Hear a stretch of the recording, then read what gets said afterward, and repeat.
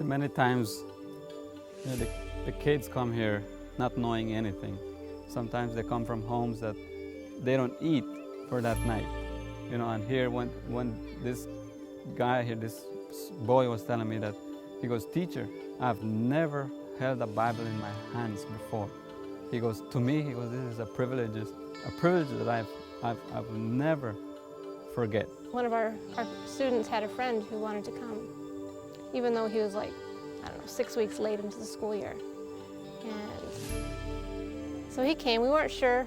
We told him, well, you may or may not pass this year because you're so late. Because it's always kind of a guessing game. And I don't know, within 2-3 weeks, I don't know what happened, but he is so excited about God. Well, he wants to be baptized. Alcida's been talking to him. Yeah, we have a couple of 2-3 students who've been sharing with him and studying with him. Oh. Most of them have emotional problems with their families. Most of them do not have parents together, or if they do, one is drunk with the other drunk, and they beat each other up, beat up the kids. And so they come here, and you get to deal with all that emotional baggage. And so when you have a girl reacting, you can't just think, she's got a bad attitude, she's having a temper tantrum. It could be a whole mountain of things from their past all welling up at one time, and they just can't deal with their past. And so they can't deal with the situation in front of them. There's one student who would, she'd come here and she'd fight with the other students. She would actually, knock them down. What do you do when a mother comes to you with her son crying, begging for help because he started doing drugs and he can't get out of it because of his friends? And he's begging for help. A lot of the rich kids in town, they really have no purpose in life. They may go to school, but the other time they hang out with their friends. They only go to school half a day. They have all that rest of the time free. And so some of them get into drugs, or just video games, music, hanging out. I went to the boys and asked them, "Are you guys willing to take this guy into the dorm with you?" They already didn't have room in the dorm for themselves, and they put a second floor in the dorm and said they'd take him. Some are, they talk really crude, and, just us as staff and other students that help out, you can see characters change. That's the neat part about being a missionary, because your life reflects on others. Originally, the school was started, to reach out to poor people who didn't have the opportunity to pay for an education. Over time, the vision's changed a bit. We have a lot of rich kids who got involved in alcohol and drugs. And it's not like we're a reform school. God changes people's lives. When I see a character change, I think, man, that's the most impossible thing to do for us to do. The only thing that can change character is God himself. I mean, man, that's the miracle in itself. I love how the life of the students can change. You can see the power of God working in them. And you almost see that every year. Every year there's somebody that's changing because just the influence that is here and that we try to give, that we try to show.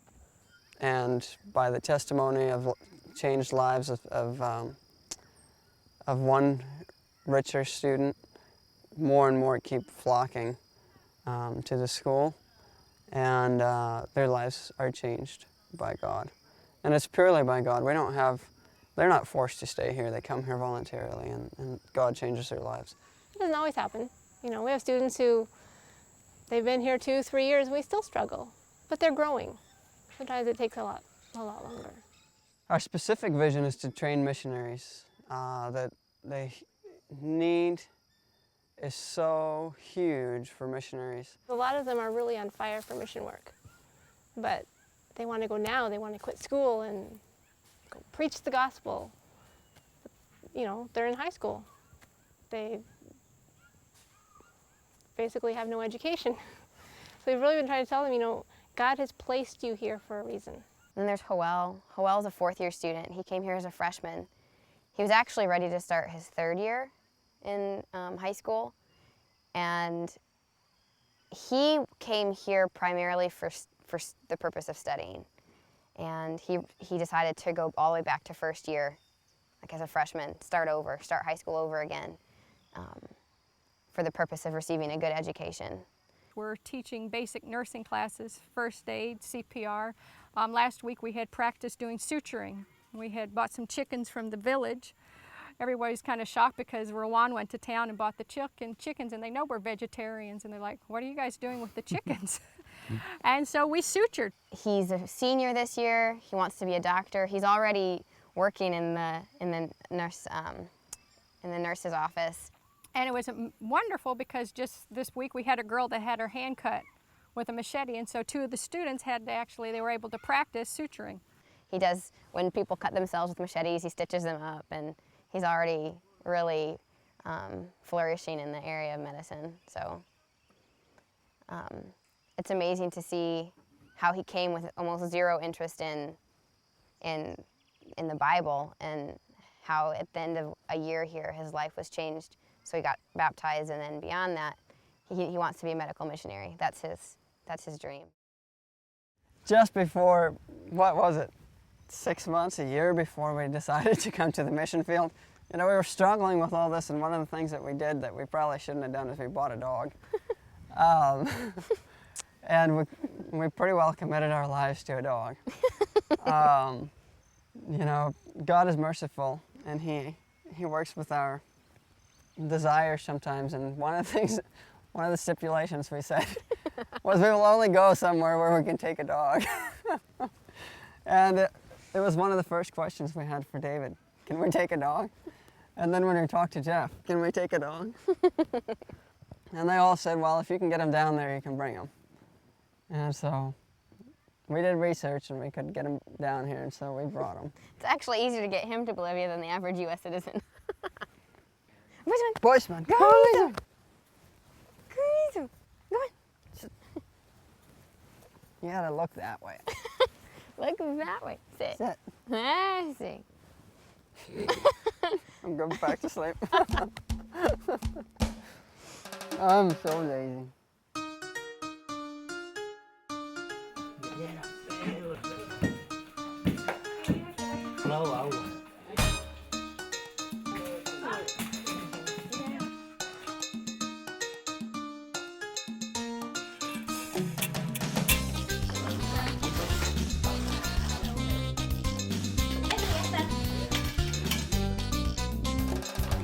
That stuff is really good.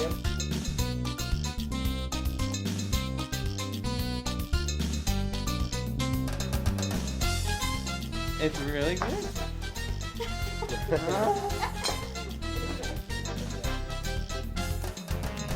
When my son and I got here, because we got here first, then my wife and my daughter came afterwards, a month afterwards.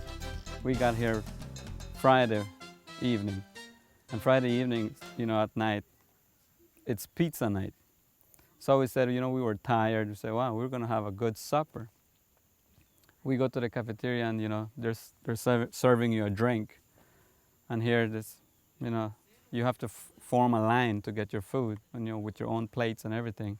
We're tired, we're sleepy, we're hungry. We said, we're gonna eat, we're gonna eat very well. And here, you stretch your plate out. And now that they give us a little piece of pizza like this big. And my son looks at me and he says, what's going on? I told him, just keep on moving, For him, that wasn't supper. He was hungry. So that was one of the first challenges that we had to meet. There's challenges. The first time I came, I thought I'd die, just from the heat. Seeing lots of difficulties, like the money. I struggled a lot my first year here. I didn't like it. There's a lot of insects. Bugs. But yeah, bugs. I hate bugs. You're going to have a strange disease coming here. You have malaria, you have dengue. Bathing in the river, the outhouses, everything at first. You have tarantulas. Before you start eating, you have 10, 15 flies all over your plate. The snakes, all those wonderful things. Language is a problem. Sometimes you always feel like, man, you know, I'll never be able to speak the language. And you listen to them trying to talk to you. Can help you. I didn't like the environment, I didn't like the food, I just survived. Sometimes you have to lay bricks. Last year, we made bricks.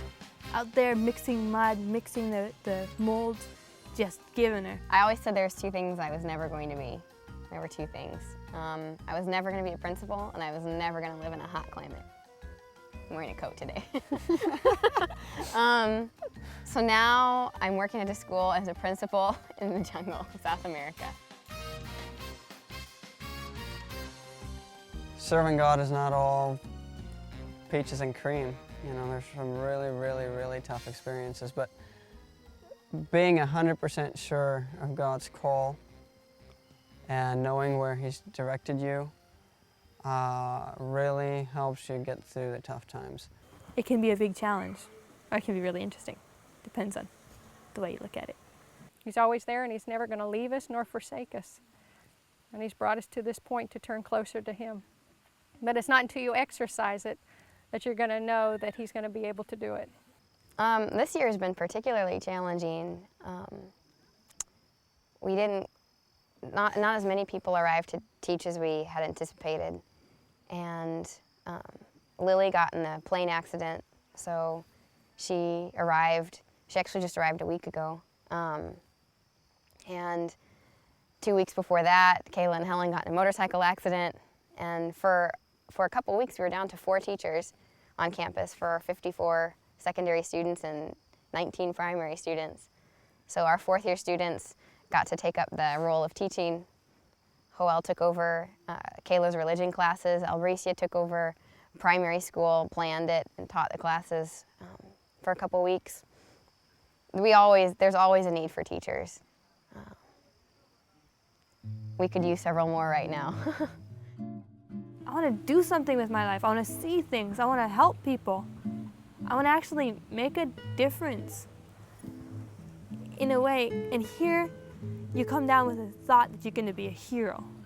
And when you get here, you realize there's no heroes. It's just plain dirty work. People are not so grateful, and they don't make a big show about what you do. They often ignore you. They often don't pay any attention to what you've done. You could give your all, work your fingers to the bone, and they don't really care sometimes. It's not heroic, but at the same time, there's a point, there's a purpose, and there's a fulfillment here and a peace that you cannot find anywhere else. And even though I do not make any money here, in fact, there is no money here, there's still work to do, and it is so fulfilling. So it's just been a step-by-step of faith for us to be able to come here and to see how the Lord's opened one door after another.